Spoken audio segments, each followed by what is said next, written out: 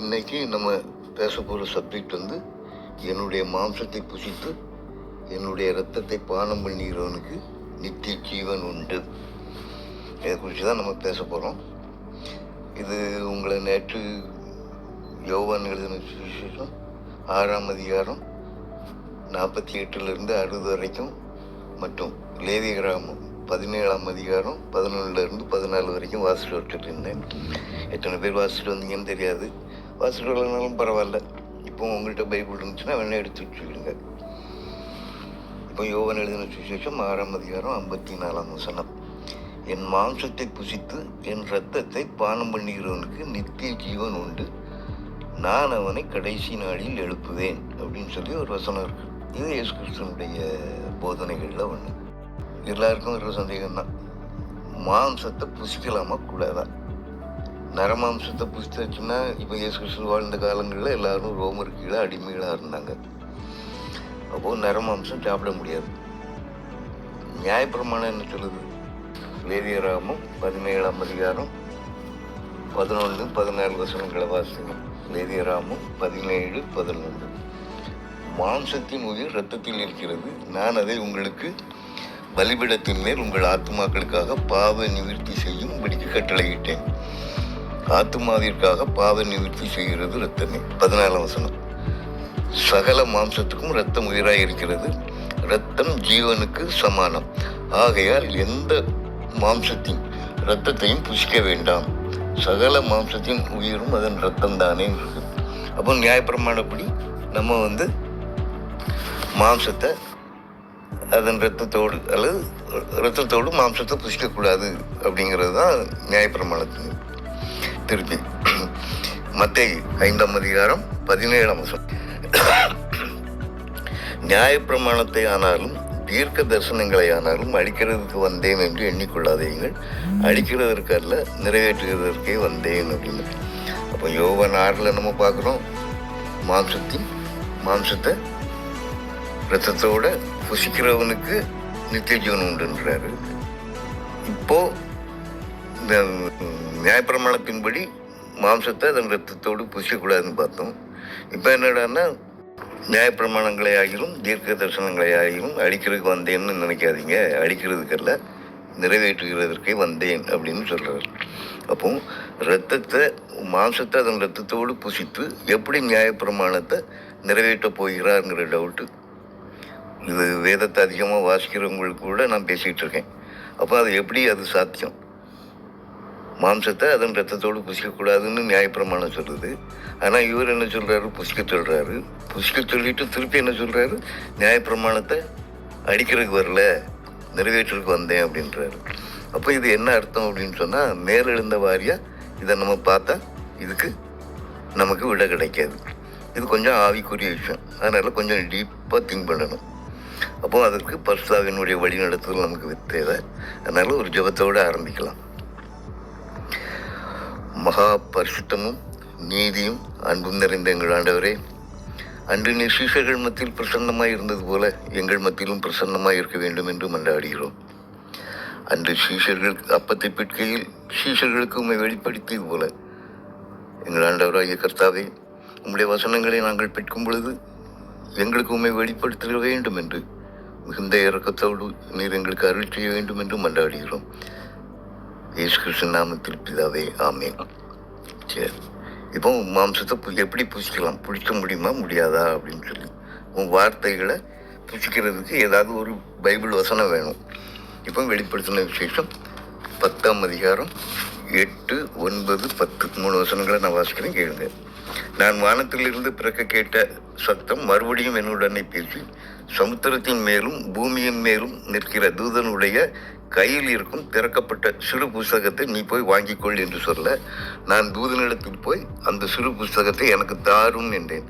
அதற்கு அவன், நீ இதை வாங்கி புசி, இது உன் வயிற்றுக்கு கசப்பாக இருக்கும், ஆனாலும் உன் வாய்க்கு இது தேனை போல் மதுரமாக இருக்கும் என்றான். நான் அந்த சிறு புஸ்தகத்தை தூதனுடைய கையிலிருந்து வாங்கி அதை புசித்தேன். அது என் வாய்க்கு தேனை போல மதுரமாக இருந்தது. நான் அதை புசித்த உடனே என் வயிறு கசப்பாயிற்று.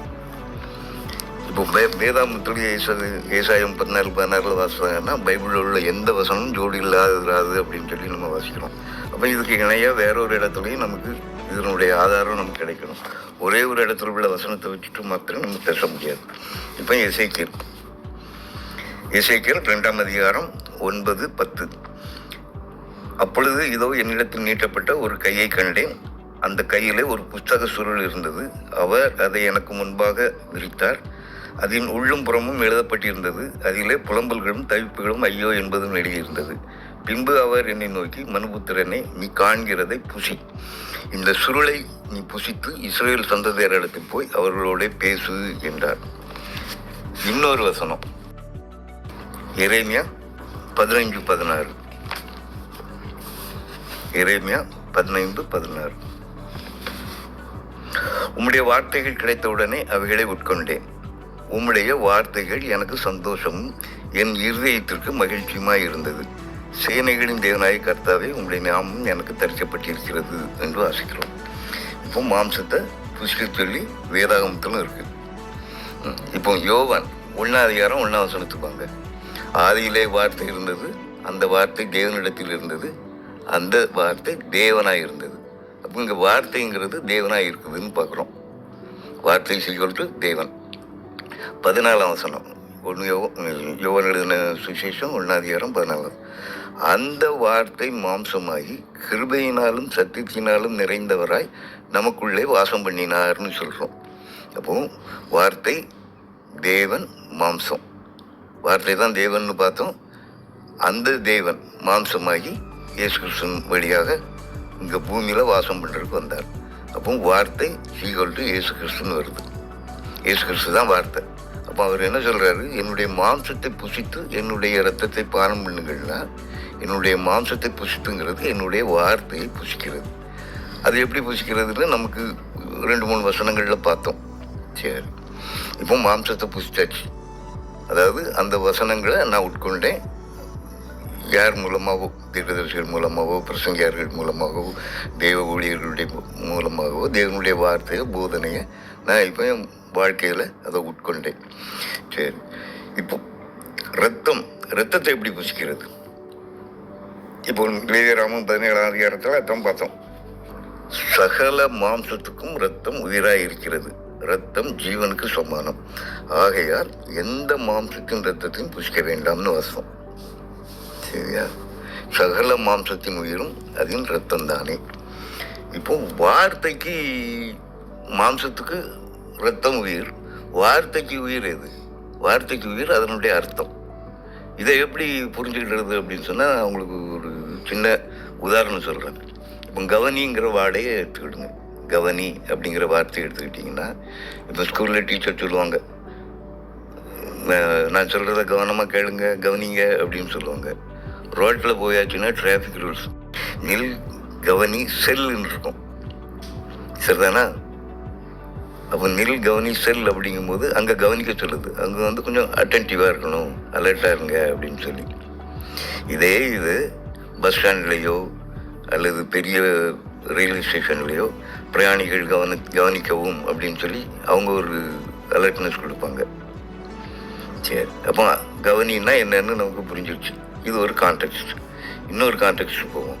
நீங்கள் ஏதாவது விருந்து வீட்டுக்கோ அல்லது உங்கள் சொந்தக்காரங்க வீட்டுக்கோ போகிறாங்க. அவங்க போகும்போது அவங்க உங்களை நல்லா கவனிச்சுக்கிட்டாங்கன்னு வச்சுக்கிட்டோங்க. நீங்கள் என்ன சொல்லுவீங்க? நான் அந்த வீட்டுக்கு போகும்போது அவங்கெல்லாம் என்ன நல்லா கவனித்தாங்க அப்படிங்க. இங்கே கவனித்தாங்கன்னா என்னை நல்லா வரவேற்றாங்க, என்னோட அன்பாக இருந்தாங்கங்கிற பொருளில் வரும். சரி, போலீஸ் ஸ்டேஷனில் அவனை நல்லா கவனித்தாங்க அப்படின்னு சொன்னால் அதுக்கு என்ன அர்த்தம்? அது இன்னொரு கான்டெக்ஸ்டில் வேற ஒரு அர்த்தத்தை கொடுக்குது. சரி, இப்போ ஏதாவது ஒரு கவர்மெண்ட் எம்ப்ளாயின்னு வச்சுருங்களேன், இது நார்மலாக நடக்கிறது தான். உங்களுக்கு வேண்டிய ஏதாவது ஒரு காரியத்தை செய்து முடிச்சுட்டு அவர் தலையை சொரிஞ்சிட்டு வந்துன்னு, சார் உங்கள் வேலையை முடிச்சு கொடுத்துட்டேன், என்னை கொஞ்சம் கவனிச்சுக்கிங்க அப்படின்னு சொல்கிறத கேள்விப்பட்டிருக்கீங்க. இப்போ ஒவ்வொரு கான்டெக்ஸ்ட்லேயும் கவனிங்கிறதுக்கு வேறு அர்த்தம் இருக்குது. அப்போ ஒரு வார்த்தையை நம்ம பேசும்போதோ அல்லது ஒருத்தர் கேட்கும்போதோ அதனுடைய கான்டெக்ஸ்டில் உள்ள உண்மையான அர்த்தத்தை புரிஞ்சுக்கிட்டோம் இல்லையா? அந்த வார்த்தைக்கு அந்த கான்டெக்ஸ்டில் என்ன அர்த்தம் இருக்குதோ, உண்மையான அர்த்தம் இருக்குதோ, அதுதான் அதனுடைய உயிர். அப்போ வார்த்தையினுடைய உயிர் அதன் ரத்தத்தில் இருக்குங்கிறது மாதிரி வார்த்தையினுடைய அர்த்தம் அது உயிராக இருக்குன்னு எடுத்துக்கலாமா?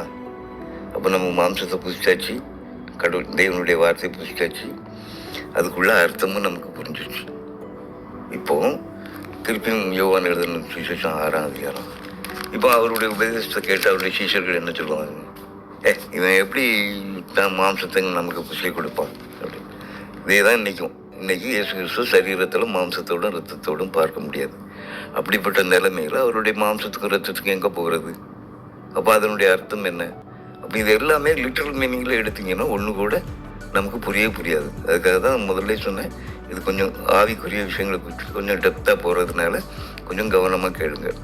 அப்போ மாம்சத்தை புதுசு ரத்தத்தை பானம் பண்ணுறதுன்னா என்னன்னு புரிஞ்சிடுச்சு. இது புரியாததுனால தான் இயேசு என்ன சொல்கிறாரு? மத்தேயு 7ஆம் அதிகாரம் 24ஆம் வசனத்தில் வரும், நான் சொல்லிய இந்த வார்த்தைகளை கேட்டு இவைகளின்படி செய்கிறவன் எவனோ அவனை கண்மலையின் மேல் தன் வீட்டை கட்டின புத்தியுள்ள மனுஷனுக்கு ஒப்பிடுவேன் என்றார். அப்போ இயேசு கிறிஸ்து என்ன சொல்றாரோ, அவருடைய போதனைகளில் அவர் என்ன வார்த்தையை உபயோகிக்கிறாரோ அந்த வார்த்தையினுடைய உண்மையான அர்த்தம் புரியலை அப்படின்னு சொன்னால் நம்ம இப்படி தான் இடக்கு மடக்காக சொல்ல வேண்டியிருக்கும். இப்படி மாம்சத்தை பிடிப்பான், இது ரொம்ப கடினமான உபதேசம், இதை யார் பின்பற்றக்கூடும் அப்படின்னு சொல்லுவாங்க. அப்போது இயேசு கிறிஸ்தனுடைய வார்த்தையை புசிச்சு, அதாவது அவருடைய மாம்சத்தை புசிச்சு அவருடைய ரத்தத்தை பானம் பண்ணுறதுன்னா என்னன்னு இப்போ உங்களுக்கு புரிஞ்சிருக்கும்னு நினைக்கிறேன். சரி, இப்போ ஒரு பேக்ரவுண்டுக்கு வரும். இயேசு கிறிஸ்து பஸ்காவை சீஷர்களோடு கொண்டாடுறார். அப்படி கொண்டாடும்போது அவர் அப்பத்தை எடுத்து சோஸ்திரம் பண்ணி அதை பிட்டு சீஷர்களுக்கு கொடுத்து, இதை வாங்கி புசியுங்கள், இது உங்களுக்காக விற்கப்படுகிற என்னுடைய சரீரம் என்றார். பின்பு பாத்திரத்தையும் எடுத்து சோஸ்திரம் பண்ணி அவர்களுக்கு கொடுத்து, நீங்கள் எல்லோரும் இதிலே பானம் பண்ணுங்கள், இது பாவ மன்னிப்பு உண்டாகும்படி அநேகருக்காக சிந்தப்படுகிற புது உடன்படிக்கைக்குரிய என்னுடைய இரத்தமாக இருக்கிறது என்று சொன்னார். இப்போ அவருடைய இரத்தம், இப்போ எனக்கு இந்த சந்தேகம் ரொம்ப பெரிய சந்தேகமாக இருந்தது.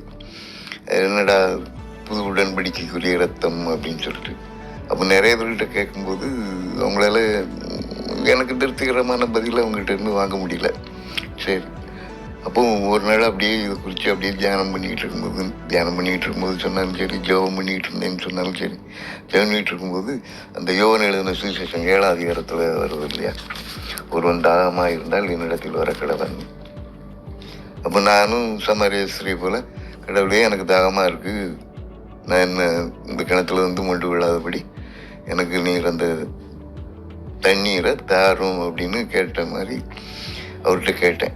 அப்போ அது சொன்னது இதுதான், பார் இந்த புஸ்தகத்தை நான் எழுதி கொடுத்தேன், என்னுடைய வேதாகமத்தின் மகத்துவங்களை அவர்களுக்கு எழுதி கொடுத்தேன், அவர்களும் அதை அந்நிய காரியமாக எண்ணினார்கள்னு வருது. அப்போது கேட்ட உடனே எனக்கு இந்த வசனங்களுடைய அர்த்தங்கள்லாம் புரிய ஆரம்பிச்சது. அப்போ புது உடன்படிக்கக்கூடிய என்னுடைய இரத்தம் அப்படிங்கிறத திருப்பி மேத்யூ 5ஆம் அதிகாரம் 21ஆம் வசனம், கொலை செய்யாதிருப்பாயாக என்பதும் கொலை செய்கிறவன் நியாய தீர்ப்புக்கு ஏதுவாக இருப்பான் என்பதும் பூர்வத்தாருக்கு உரைக்கப்பட்டது என்று கேள்விப்பட்டிருக்கிறீர்கள். நான் உங்களுக்கு சொல்கிறேன், தன் சகோதரனை நியாயமில்லாமல் கோபித்துக் கொள்பவன் நியாய தீர்ப்புக்கு ஏதுவாக இருப்பான், தன் சகோதரனை வீணன் என்று சொல்கிறவன் ஆலோசனை சங்க தீர்ப்புக்கு ஏதுவாக இருப்பான், மூடனே என்று சொல்கிறவன் எரி நரகத்துக்கு ஏதுவாக இருப்பான் என்று வாசிக்கிறோம். இப்போது நியாயப்பிரமாணத்தின்படி கொலைன்னா அதுக்கு ஒரு மீனிங் இருக்குது, அது சரீர அளவில் கொல்றது. இப்போ இயேசு கிறிஸ்து புதுசாக அதான் என்னுடைய இது நான் உங்களோடு ஏற்படுத்தி இருக்கிற புது உடன்படிக்கக்கூடிய என்னுடைய ரத்தம் அப்படின்னு சொன்னார்ல. இப்போ இவர் இயேசு கிறிஸ்து சொல்லும்போது என்ன அப்படின்னா, சரீர கொலை மாத்திரம் கொலை இல்லை, நீ ஒரு உன் சகோதரனை நியாயம் இல்லாமல் கோபித்து கொண்டாலே அதுவும் கொலைக்கு சமானம்ங்கிற அர்த்தத்தில் தான் அவர் சொல்கிறாரு. அப்போது இதுதான் புது உடன்படிக்கை. பழைய உடன்படிக்கையில் சரீர கொலை, புது உடன்படிக்கையில் அவனுடைய மனசு நோகிற மாதிரி நீ அவனை நியாயம் இல்லாமல் கோபித்து கொண்டாலே அதுவும் கொலைக்கு சமானம் அப்படிங்கிற புதிய அர்த்தத்தை, அந்த உடன்படிக்கைக்குரிய அந்த நியாய பிரமாணத்திற்குரிய புதிய அர்த்தத்தை அவர் சொல்கிறார். அதே மாதிரி 27ஆம் வசனம் 27. விபச்சாரம் செய்யாதிருப்பாயாக என்பது பூர்வத்தாருக்கு உரைக்கப்பட்டது என்று கேள்விப்பட்டிருக்கிறீர்கள். நான் உங்களுக்கு சொல்கிறேன், ஒரு ஸ்திரீயை இச்சையோடு பார்க்கிற எவன் தன் இதயத்திலே அவளோட விபச்சாரம் செய்தாயிற்று அப்படின்னு சொல்றார். அப்போ பழைய ஏற்பாடு பிரகாரம் சரீர பிரகாரமா ஒரு விபச்சாரம் செய்தாதான் அது விபச்சாரம்ங்கிற அர்த்தத்துல இருந்தது. இப்போ அவர் என்ன நினைக்கிறாரு, என்ன சொல்றாரு, இச்சையோடு ஒரு பெண்ணை மனசுல நினைச்சாலே போதும் தன் இருதயத்தில் அவளோடு விபச்சாரம் செய்தாயிற்று. இப்படி ஒவ்வொன்றுக்கும் அவர் புதுசா புது உடன்படிக்கையுடைய என்னுடைய ரத்தம் அப்படின்றாரு. திருப்பி 33ஆம் வசனம், அன்றியும் பொய் ஆணையிடாமல் உன் ஆணைகளை கர்த்தர் முன்னிலையாக செலுத்துவாயாக என்று பூர்வத்தாருக்கு உரைக்கப்பட்டது என்று கேள்விப்பட்டிருக்கிறீர்கள். நான் உங்களுக்கு சொல்கிறேன், பரிச்சேதம் சத்தியம் பண்ண வேண்டாம், வானத்தின் பேரில் சத்தியம் பண்ண வேண்டாம், அது தேவனுடைய சிங்காசனம். பூமியின் பேரிலும் சத்தியம் பண்ண வேண்டாம், அது அவருடைய பாதபடி. எருசலேமின் பேரிலும் சத்தியம் பண்ண வேண்டாம், அது மகாராஜனுடைய நகரம். உன் சிரசின் பேரிலும் சத்தியம் பண்ண வேண்டாம், அதின் ஒரு மயிரையாவது வெண்மையாக்கவும் கருப்பாக்கவும் உன்னால் கூடாதே அப்படின்னு. இப்போ இதெல்லாம் என்ன, பழைய ஏற்பாட்டில் நியாயப்பிரமாணத்தில் என்னென்னலாம் சொல்லியிருக்கோ அதெல்லாம் அதுக்கு ஒரு புதிய விளக்கம் சொல்கிறாரு.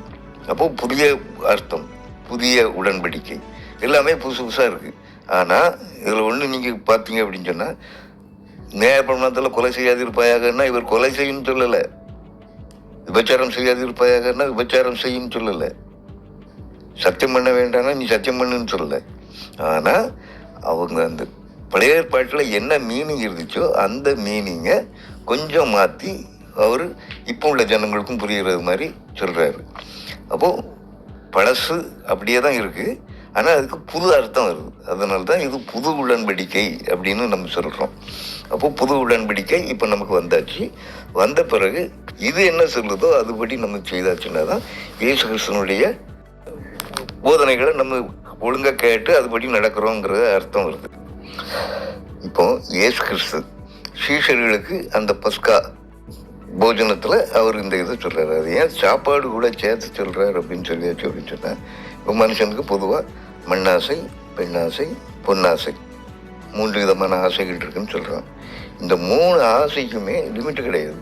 நீங்கள் எவ்வளவு தான் கொடுத்தாலும் அதில் அவங்க திருப்தியாகவே மாட்டாங்க.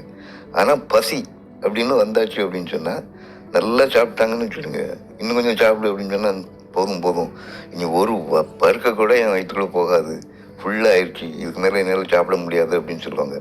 அப்போ அந்த பசிங்கிற ஒரே ஒரு விஷயத்தில் தான் மனுஷன் முழுசும் பூரண திருப்தி ஆகிறான். மற்ற எந்த ஆசையும் அவனை திருப்தி ஆகாது. அதனால தான் இயேசு கிறிஸ்து அந்த பஸ்கா பண்டிகை சீஷர்களோடு கொண்டாடும்போது சாப்பாட்டு முன்னால் வச்சுட்டு சொல்கிறாரு.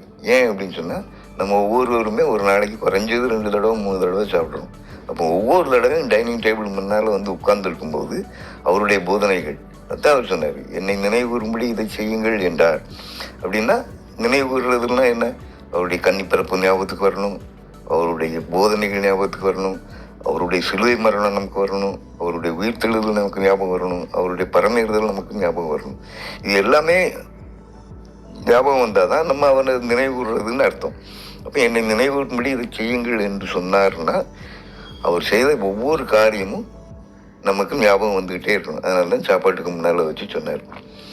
இப்போ நம்மளுடைய கதையை எடுத்துக்கிடும்.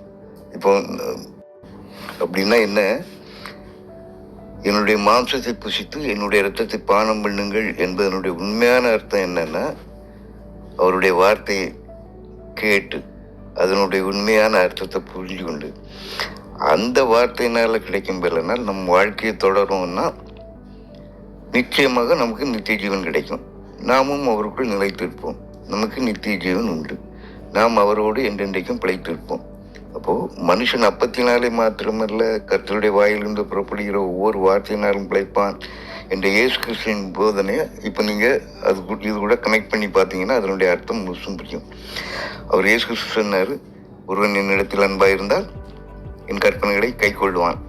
அதாவது நீங்கள் இயேசு கிறிஸ்து மேலே அன்பாக இருந்தீங்கன்னா அவர் சொல்கிறத கேட்டு அவர் சொன்னதுபடி நடங்க அப்படின்னு. மற்றபடி நம்ம சர்ச்சுகளில் நடத்தப்படுற அந்த திருவிருந்து இருக்க, அது அதை அடையாளப்படுத்துறதுக்காக செய்யப்படுகிற ஒரு சடங்காச்சார முறை. அதில் முழு பொருளும் அதில் அடங்காது.